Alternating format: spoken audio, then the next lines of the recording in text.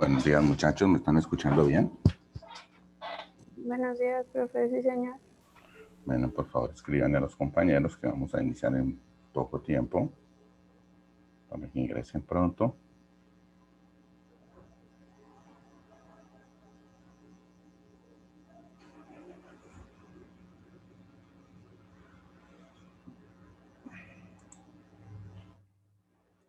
Bueno, mientras tanto, les voy comentando, muchachos, que estamos a punto de finalizar el cuarto periodo, entonces estar muy pendientes de las actividades.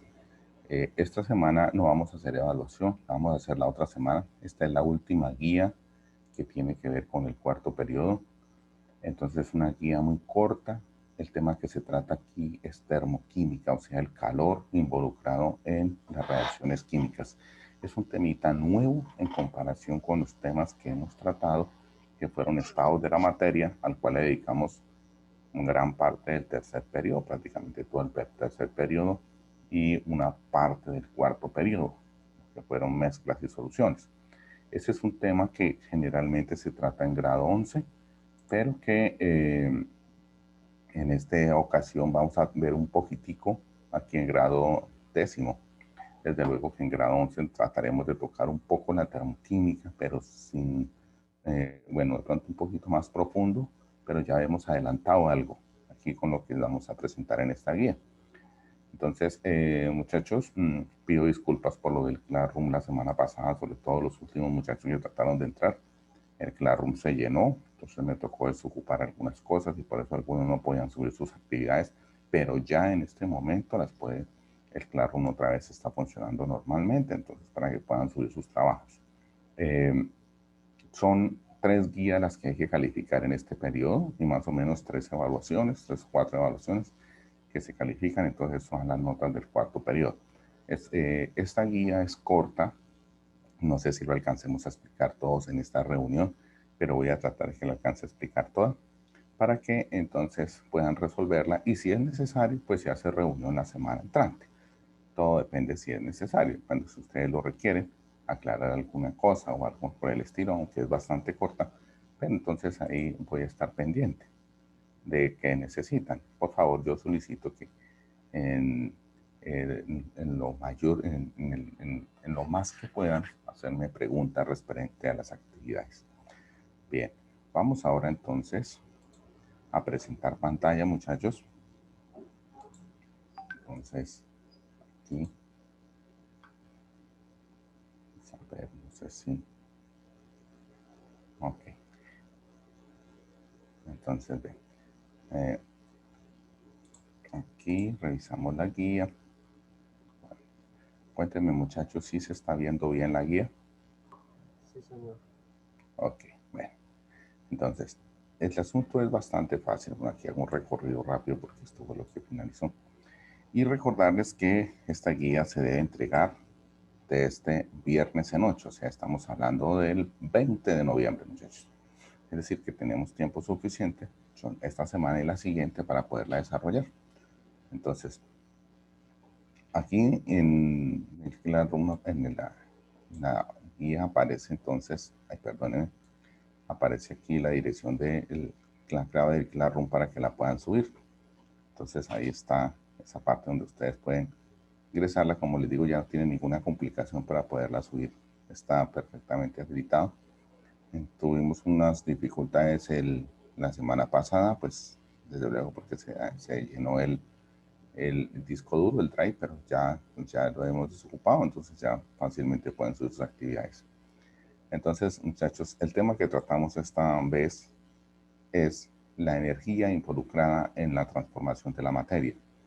Nosotros sabemos, por todo lo que explicamos en gran parte del segundo periodo, que pueden revisar sus guías, sabemos que el calor es una forma de energía en movimiento y que realmente el calor es una manera, una manifestación de energía.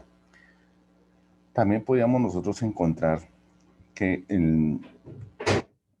las reacciones químicas necesitan de energía, bien sea aplicarles energía o bien sea que liberen energía. Entonces, si las reacciones químicas liberan energía, se van a llamar reacciones exotérmicas. Si las reacciones químicas consumen energía, se van a llamar reacciones endotérmicas. Entonces, ahí tendríamos dos casos particulares. Por ejemplo, para poderlo revisar más fácilmente, y el ejemplo más sencillo de todos es en la cocina. Nosotros sabemos que lo que estaba sucediendo ahí en la estufa es que el metano, que es el gas que llega por tubería, con el oxígeno arden y se convierten en dióxido de carbono y agua. Pero estos dos gases, dióxido de carbono y agua, vibran o salen a un calor tan fuerte que estas moléculas de estos gases vibran y se convierten en rayos de luz. Por eso vemos la llama. O sea que hay energía en forma de luz y en forma de calor. Como ves, es una reacción que desprende energía, bien sea en forma de luz y en forma de calor. Este calor nosotros lo aprovechamos para la cocción de los alimentos. Entonces, este gas, que es el que llega por tubería, que generalmente es un 80% de metano, en presencia del oxígeno se oxida y se convierte en dióxido de carbono y agua. Ahora bien, revisándolo de esta manera, entonces, si aquí vamos a colocar en el plano cartesiano la energía, ¿sí? Y aquí el tiempo, entonces vamos a mirar la energía química. La energía química es la energía que tiene cada sustancia por los enlaces que tiene. Por ejemplo, el carbono se une al hidrógeno compartiendo electrones, pero ahí gasta energía. Hay una energía involucrada en compartir electrones del carbono con hidrógeno y en mantenerse compacto el metano. Esa energía es una energía relativamente alta porque este es un combustible, metano, una energía alta.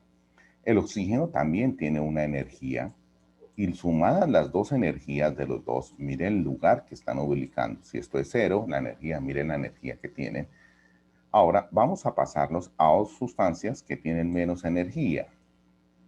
La energía de enlace del carbono con el oxígeno es menor y la energía de enlace del hidrógeno con el oxígeno para conformar el agua es menor.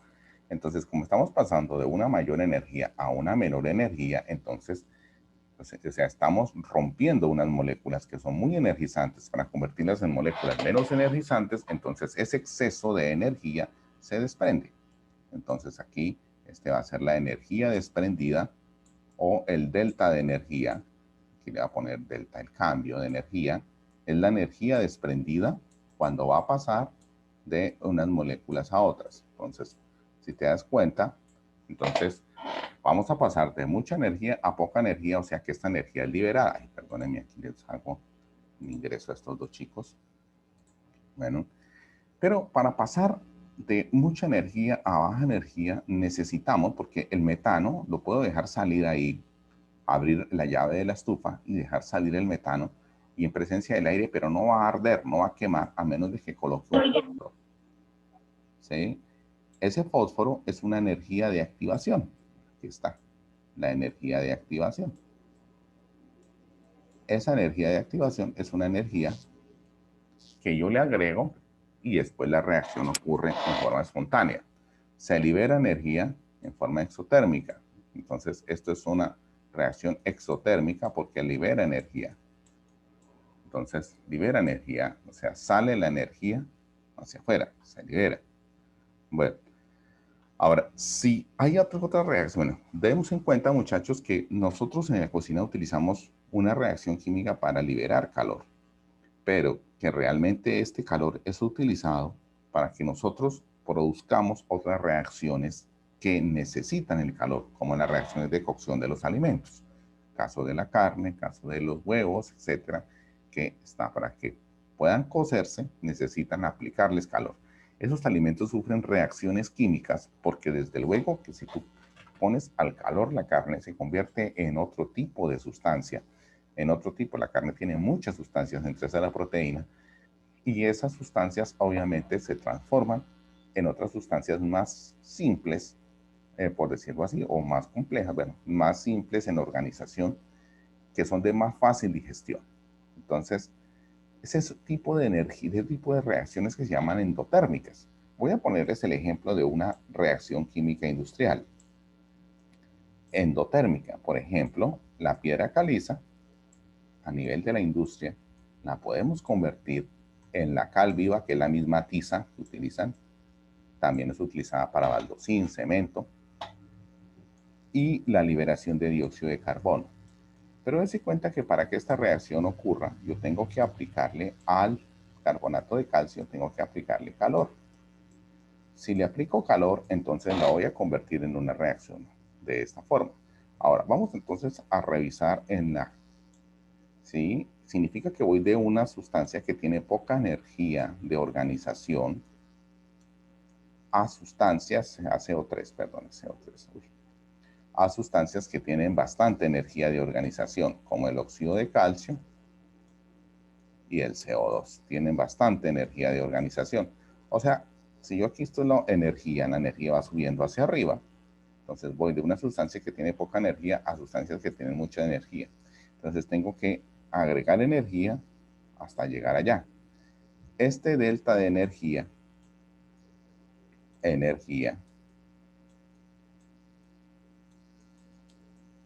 ¿sí? Es la energía que yo tengo que adicionarle para pasar de esta sustancia que es de poca energía a sustancias de mucha energía. Esta es una energía que va a ingresar, entonces, en lo que le llamamos una reacción endotérmica. Entonces, son dos tipos de reacciones: las que consumen energía, como estas endotérmicas, y las que liberan energía, como el caso de la combustión. Nosotros, por lo general, a nivel de la cotidianidad, utilizamos energía calórica producida por la combustión, que es una reacción química de oxidación. Bueno, vamos a profundizar un poquito más el tema. De eso se trata. Y nosotros, a nivel de nuestro cuerpo, producimos todo el tiempo energía al respirar. Nosotros tomamos la glucosa que está en los alimentos, elementos energizantes, como por ejemplo la papa, la yuca. Tomamos la glucosa y esta glucosa es una sustancia muy energizante. La glucosa es el C6H12O6. Es un carbohidrato, está presente en la yuca, en la papa, etc. Cuando respiramos, porque la digestión convierte la yuca, la papa en unidades pequeñitas que son esta glucosa, las transporta por la sangre, las entrega a cada una de nuestras células y también por la sangre llega el oxígeno y allá en la mitocondria de la célula, entonces la glucosa con el oxígeno se oxida y se convierte en dióxido de carbono similar a la combustión y agua. Sin embargo, aquí no libera luz, pero sí libera energía. No libera calor, sí, pero libera porque nos mantenemos a una temperatura corporal, pero libera mucha energía. Esta energía, el cuerpo, ¿qué hace con esta energía? Fabrica otras moléculas en las cuales las almacena, que se llama ATP, adenosintrifosfato. Ya lo vieron por allá en biología. Entonces, esta es la manera como el cuerpo está fabricando todo el tiempo energía vital, energía necesaria para mantener la vida. Bueno, vamos a mirar otras cositas aquí hacia abajo. En la guía ustedes pueden, todo esto los pueden aquí comprender. Entonces, ¿qué es la energía, muchachos? Yo les pongo bastantes ejemplos. Cuando te levantas demasiado temprano y al día anterior te acostas tarde, entonces dices que te levantas con muy poca energía. Tu cuerpo no ha reparado las energías que gastó en el día y entonces por eso te sientes tan débiles, tan débil. Entonces, ahí, ¿cómo defines la energía? La energía es una capacidad de cambio. Un ejemplo que yo les pongo aquí es cuando tú tomas un bulto, por ejemplo, de arroz y lo llevas de un primer piso a un segundo piso, entonces te sientes más cansado cuando lo subiste al segundo piso porque entregaste energía para que ese cuerpo cambiara de posición. Ese objeto que está en una posición en el segundo piso, lo voy a lanzar desde el segundo piso y tengo el efecto de la energía. Pero date cuenta que ahí hay un cambio. Entonces la energía la definimos más bien como la capacidad de cambio. Recuerdo que en física la definen como la capacidad para hacer un trabajo, pero el trabajo es un cambio de energía. Cuando un objeto, bien sea porque se movió o alguna cosa, sufrió un cambio de energía, estamos hablando de que hubo un trabajo. Por ejemplo, cuando movemos un vehículo de 900 kilogramos y un vehículo de 3 toneladas, nos damos cuenta que el que se mueve a 900, el de 900 kilogramos, si se mueve a 20 kilómetros por hora está gastando cierta cantidad de combustible. Pero si el de 30 toneladas se mueve a la misma velocidad, gasta mucho más combustible. Significa que por estarse moviendo estos dos, no importa que vayan a la misma velocidad, uno está consumiendo más energía que otro porque uno tiene más masa. Esa es la otra relación de la energía. Sin embargo, tratar de detenerlos a los dos, pues va a ser más difícil detener al de 30 toneladas a pesar de que vayan a la misma velocidad. O sea, lleva más energía acumulada por estar moviendo semejante cantidad de masa a esa velocidad. Si los dos se estrellan, el uno entregará su energía al otro y ahí sabrás exactamente quién va a sufrir malos efectos debido efectivamente a la cantidad de energía que lleva uno y la cantidad de energía que lleva el otro.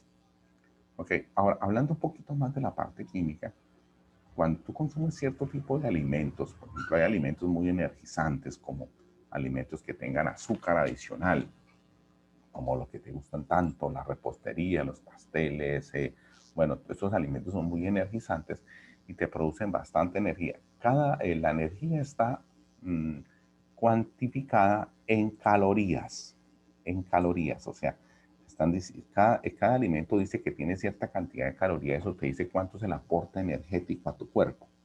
Aquí viene un cuadrito conceptual, muchachos, que deben leerlo.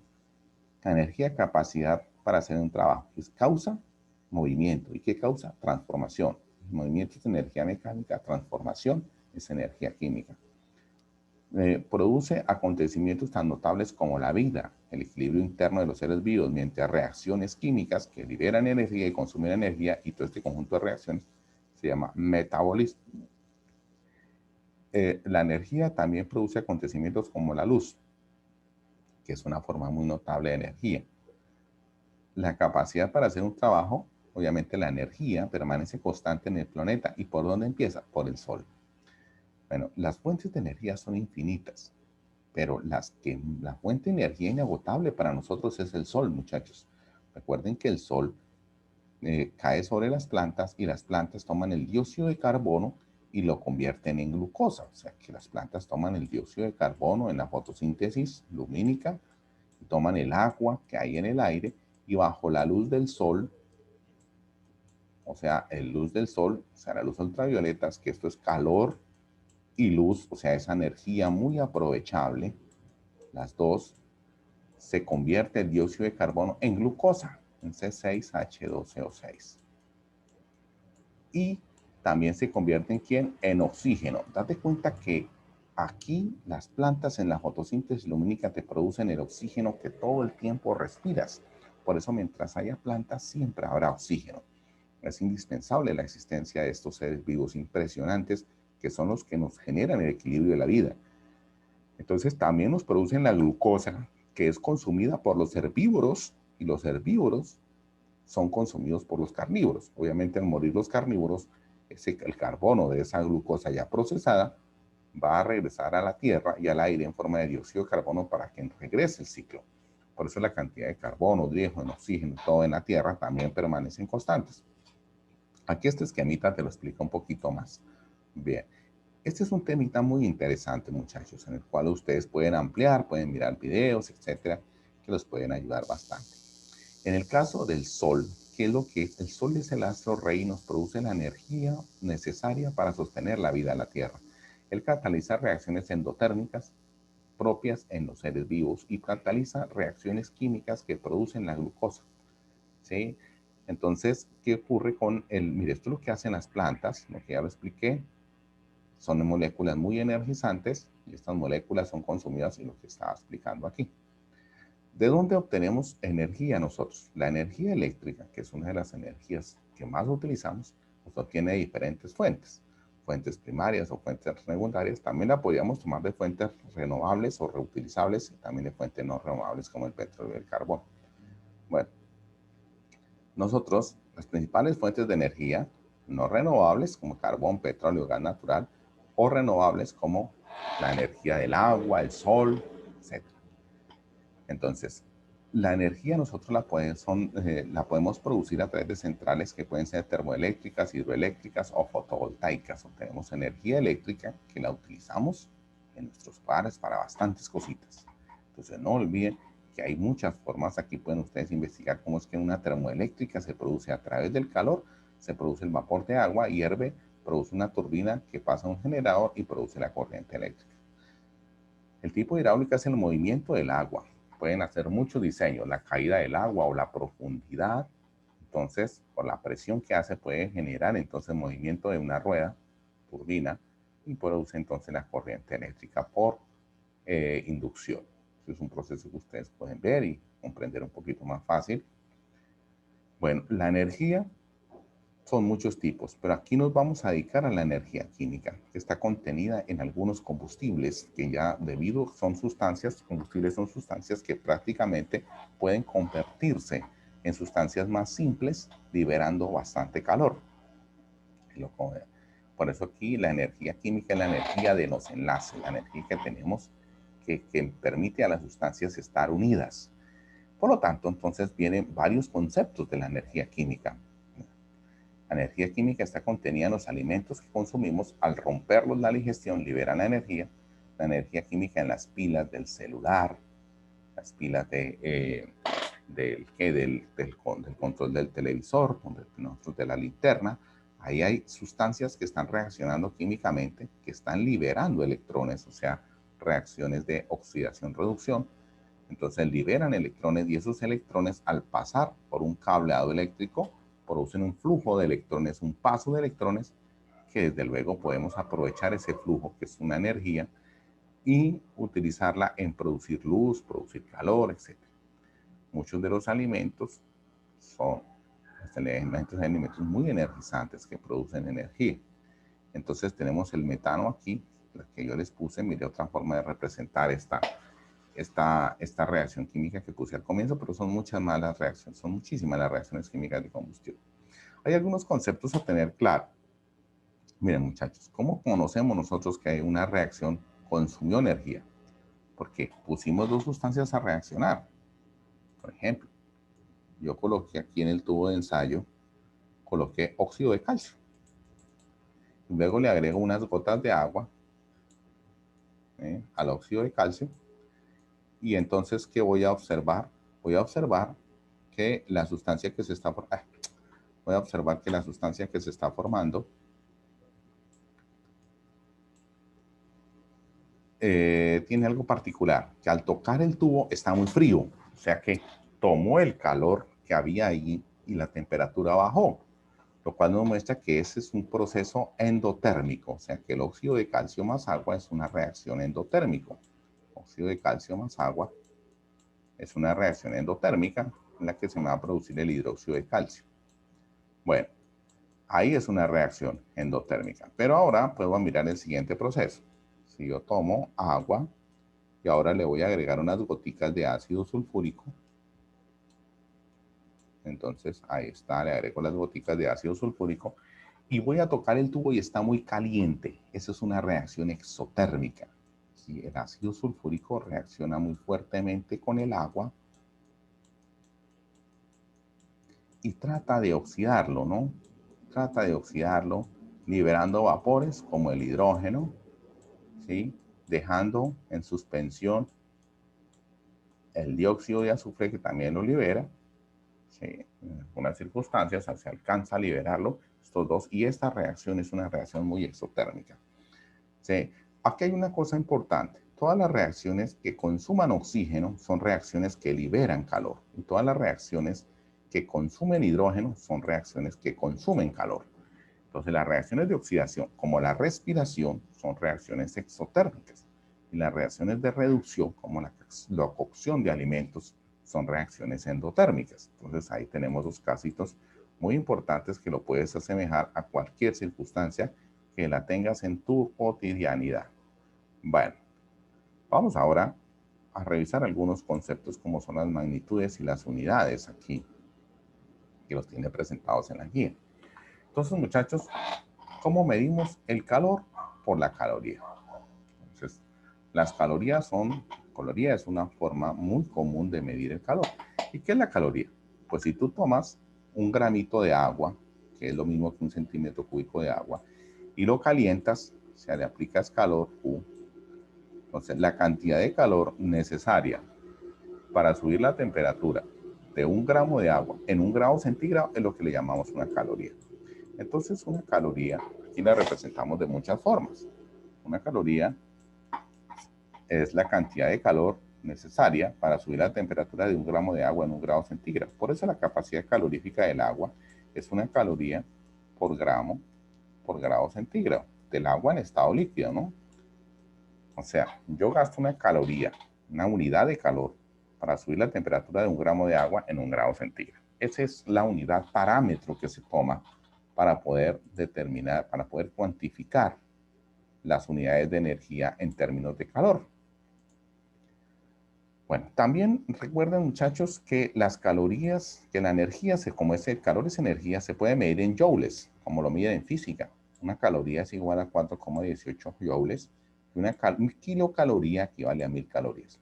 Un joule es el newton por metro y un newton es un kilogramo por metro sobre segundo al cuadrado. Entonces, como la energía es el trabajo por la distancia, entonces, perdón, la energía es la fuerza por distancia. Estoy equivocando. Entonces, la fuerza es newton por distancia en metros, entonces nos va a equivaler kilogramos, metros al cuadrado sobre segundo al cuadrado, y eso será un joule.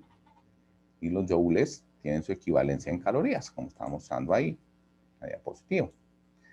Ahora, hay una característica que hay que diferenciar muy bien, muchachos, y es el caso de lo que es la capacidad calorífica. Cuando hablamos de calor, estamos hablando de términos muy específicos, pero entonces el calor es directamente proporcional a la masa de la sustancia que voy a calentar y directamente proporcional a la temperatura que yo voy a elevar la temperatura de un objeto. Si tú vas a calentar de 60 a 70 grados centígrados, gastarías más calor que calentar de 60 a 65 grados centígrados, o sea que depende en cuánto lo voy a calentar. Igualmente, si voy a calentar 1 gramo de agua, no es lo mismo que calentar 100 gramos de agua. A mayor masa, gasto más calor. Esta proporcionalidad entre el calor, la masa y la cantidad de temperatura a la que voy a elevar, la voy a convertir en ecuación colocándole el símbolo constante de proporcionalidad, y esta constante de proporcionalidad aquí va a ser la capacidad calorífica de la sustancia. Capacidad calorífica de la sustancia. Y aquí hay algunos valores. Por ejemplo, miren, el agua, la capacidad calorífica del agua es 1 caloría por grado centígrado. La del aire, 0,21. Mire, el aire se calienta muy rápido. Por eso nos gusta refrescarnos en el río, porque siempre el agua gasta más tiempo en calentarse que el aire. El aire está caliente, pero el río aún todavía no. El aluminio, mire, es tan sensible que gasta más o menos la misma cantidad de calor para subir su temperatura en 1 grado centígrado. El bronce, mire, los metales son muy conductores del calor, por eso entonces, para subir su temperatura en 1 grado centígrado, gastarían entonces menos calor, o sea, son muy conductores, como lo estás viendo ahí. El caso del hielo, el hielo es más conductor de calor que el agua líquida. Date cuenta que el hierro, como ya lo habíamos visto en semestres, en periodos anteriores, gasta menos caloría. Date cuenta que hay metales que son tan conductores como el zinc, que se calienta muy rápido. Mira, apenas 0,093, se calienta más rápido que el aire. El zinc es bastante conductor de calor. ¿Sí? Bueno, vamos a mirar un problemita aquí bastante sencillos. Es el caso, dice, hallar la cantidad de calor necesario para calentar 600 gramos de cobre. ¿Desde dónde? Desde 20 hasta 120 grados centígrados. Vamos aquí a analizar el problema. La masa de cobre que voy a calentar es ¿cuánto? 600 gramos. Listo. 600 gramos, caramba. El cambio de temperatura, voy desde 20 hasta 120, entonces ¿cuánto es? De 20 hasta 120 son 100 grados centígrados. Eso es. Y estamos hablando de cobre. La capacidad calorífica del cobre, lo vamos a buscar allá en la tablita anterior, nos da que es 0,092, o sea, el calor específico del cobre, 0,92 calorías sobre gramo por grado centígrado. Entonces, el calor, podemos decir entonces que es igual a la masa por la capacidad calorífica o calor específico por el cambio de temperatura. Eso. Entonces, listo, muchachos. El calor es igual a la masa, y esa masa es 600 gramos por la capacidad calorífica, 0.092 calorías sobre gramo por grado centígrado, por el cambio de temperatura. Cambio de temperatura, ya decimos que fueron 100 grados por 100 grados centígrados. Y cuenta lo sencillo que es, cancelamos gramos con gramos, grados centígrados con grados centígrados, y al hacer esta multiplicación, entonces nos estaría dando, aquí está el resultado, en el desarrollo del ejercicio, 5.520 calorías. Es decir, que si vamos a calentar esa masa de cobre en 100 grados centígrados, vamos a gastar 5.520 calorías. Eso es un cálculo que nos da más o menos la idea de este concepto que es el calor. Y pues pueden haber muchos ejercicios en los que se dice cuánto calor vas a utilizar, pero entonces te estoy pidiendo por la masa, te estoy pidiendo entonces por la cantidad de temperatura que sube, bueno, muchas cositas por el estilo. Bueno, hay un concepto que se maneja bastante aquí en la química, que es la entalpía. La entalpía habla del H y es una forma de energía. Entonces es el contenido energético de una sustancia o contenido calórico. Contenido calórico. Es algo como lo siguiente. Nosotros tuvimos que utilizar bastante energía para poder conformar una sustancia, bien sea CO2, cualquier sustancia que sea combinación de elementos, agua, etc. Se toma como referencia a las sustancias que no están combinadas y se dice que ellos tienen una entalpía de 0. Los otros tienen una entalpía que depende quiénes reaccionaron para poderlos conformar. ¿Y por qué así? Porque es difícil medir la cantidad de energía por enlaces y todo que tenga una sustancia. Es difícil. Entonces lo que se mide es, ¿qué cosa? En cuánto cambia la energía, ya sea cuánto cambia la energía en términos de calor cuando pasa de reactivos a productos. O sea, si el producto fue dióxido de carbono, ¿quiénes reaccionaron? Carbono y oxígeno. ¿En cuánto cambió? ¿Se perdió o se ganó energía para conformarlo?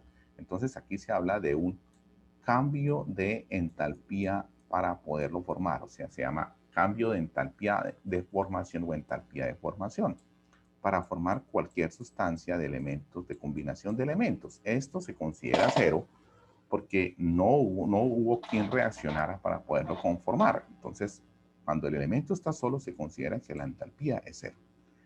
Entonces, todas estas medidas de la cantidad de energía para poder conformar estas sustancias se miden a la temperatura ambiente y por eso se le llaman entalpías estándar de formación. Bien, entonces vamos ahora aquí a tratar de revisarlo, ese concepto, más sencillo, acá. Y generalmente cuando yo voy a calcular la entalpía de formación de una reacción, tengo que sumar las entalpías de formación de los productos, o sea, los que están a la derecha, y restarles las entalpías de formación de los reactivos, o sea, los que están a la izquierda. Si ese producto, esa suma, me da negativo, entonces la reacción libera calor, es exotérmica. Si me da positivo, la reacción absorbe calor, se hace endotérmica. ¿Ok? Entonces tendremos estos casos particulares acá. Entonces aquí está lo que yo les hablaba al comienzo. Entonces tenemos, mire, los reactivos tienen más energía que los productos, más energía de conformación. Y mire, y esta es la energía de activación. Esto que estoy mostrando acá es la energía de activación, o sea, el fósforo que lo activa, a veces el catalizador reduce esto. Pero entonces, si yo voy de reactivos, y esta energía que estoy mostrando acá, esta energía es la energía de formación. ¿Sí? En este caso, si es un delta H negativo, porque pierde calor. En este caso, que es una energía, una reacción endotérmica, le tengo que agregar calor y por eso el delta H es positivo, porque la entalpía de los productos es mayor que la entalpía de los reactivos. En este caso es al revés, la entalpía de los productos es menor que la entalpía de los reactivos. Por eso entonces el delta H es negativo. Recuerda que el delta H de la reacción es productos menos reactivos. Entalpía de productos menos sumatoria de entalpía de reactivos. Y eso está escrito aquí abajito. Entonces, lo puedes ver. Borremos aquí para poder pasar a la siguiente. Entonces, lo puedes ver, muchachos, en el siguiente. Lo pueden ver con mucho detalle. Ahí lo pueden ver, entonces. Bueno, aquí están las entalpías de formación de muchas sustancias. Que les puse ahí de ejemplos. Entonces, aquí hay unos ejercicios. Dice ya el calor necesario para que ocurra la siguiente reacción. Entonces, lo primero que tenemos que hacer es ver las entalpías de formación de cada una de estas sustancias. Recuerden que los productos son los que están a la derecha y los reactivos son los que están a la izquierda. Estos son productos, estos son reactivos. Primero que todo hay que balancear la ecuación, muchachos. Eso es vital. Ya lo saben hacer. Se vio en segundo periodo. Entonces ahí lo recuerdan un poquito. Porque esas entalpías van a estar modificadas por la cantidad de moles que están involucradas en la reacción. Entonces, aquí, entonces, lo que vamos a hacer, mire, entalpía de productos, multiplicamos a cada una de las entalpías por el número de moles que preceden ahí el balanceo de la ecuación. Una mol de metano, 2 moles de oxígeno, una mol de dióxido de carbono y 2 moles de agua. Entonces, por eso lo vemos acá, los productos que son dióxido de carbono y agua. Entonces, los productos, el dióxido de carbono es 1, el agua son 2, me he multiplicado y me da la sumatoria de los dos, esta entalpía. De los reactivos, entonces serían las 2 mol de oxígeno, pero el oxígeno es 0, que no está combinado, y 1 mol del metano, que lo multiplico por 1, y ahí me da la entalpía de los reactivos. Ahora la reacción es la entalpía de los productos, que es esto que está aquí, productos, menos la entalpía de los reactivos. Entonces, menos da más, pero el mayor es negativo y por eso me da negativo. Al sumar eso significa que la reacción anterior es una entalpía de tipo negativo, significa que es una reacción exotérmica. ¿Listo? Ok, muchachos. Bueno, si es necesario, repasamos un ejercicio porque por cuestión de tiempo se me está acabando. Un ejercicio más, de pronto la otra semana si así lo solicitan. Y miramos los ejercicios que te propongo, una propuesta de ahorro de energía en tu barrio, como harías para ahorrar energías no renovables y que las personas busquen otras fuentes de energía. Realiza un dibujo donde presenten todas las formas de energía química que encuentres. Formas de energía química son alimentos, son combustibles como la gasolina, muchos de esos. Entonces haz un dibujo donde las representes todas. Una lista de los alimentos, esta parte es importante. ¿Qué alimentos consumes al día? Cada uno de estos alimentos tiene un aporte energético en calorías. Puedes averiguar por gramo de cada alimento cuánto es el aporte de energía. Posteriormente lo sumas, por ejemplo, en el desayuno, y ahí sabes cuántas calorías consumiste en el desayuno, cuántas consumiste en el almuerzo, cuántas en la cena. Más o menos tienes un promedio de cuántas calorías le aplicaste a tu cuerpo en un día. Y eso lo contrastas con una persona de tu talla, tu edad, cuántas calorías necesita diarias para que saques una diferencia. ¿Por qué algunos alimentos le llamas comida chatarra? El igual en términos energéticos. Ahora, miren, este primer problemita de hallar cantidad de calor para cierta masa de aluminio, de cobre, igualito el que hicimos ahí. Este de reto, por favor, averígualo. Es una igualación de temperaturas. Uno se enfría, el otro se calienta. Recuerda que el calor que pierde el uno es igual al calor que pierde el otro. Bueno, cuando se libera, ¿cuánto calor se libera al enfriarse en 50 gramos de hierro? Esto es similar al que hemos hecho. Aquí en estos son de cálculo de entalpía, el cuarto y el 5. Esto, muchachos, próxima semanita, si es posible, revisamos algunos de estos ejercicios. El tiempo se nos acaba y necesito tomar el pantallazo de asistencia. Ok. Y aquí entonces tomamos el pantallazo de asistencia. Listo, muchachos. Entonces, bueno, está aquí. Profe, Sí, señora, dime, ¿se va a acabar? Cuéntame. profe, es que Ana Soto no puede ingresar a clase ya que no tiene internet. Ah, bueno, Ana Soto, ya la anoto acá. Bueno, entonces, listo, Sí, muchachos. señor. Muchos éxitos porque está que se acaba, se agota. Entonces, un abrazo grande y cualquier cosita, indíquemela. Hay un problemita de reto ahí, entonces por favor háganme preguntas. ¿Listo? Muchos éxitos, muchachos. Entonces, hasta una próxima ocasión. ¿Ok? Bueno, Hasta luego, profe. hasta luego. Hasta luego, profe. Hasta luego, muchachos. Muchos éxitos.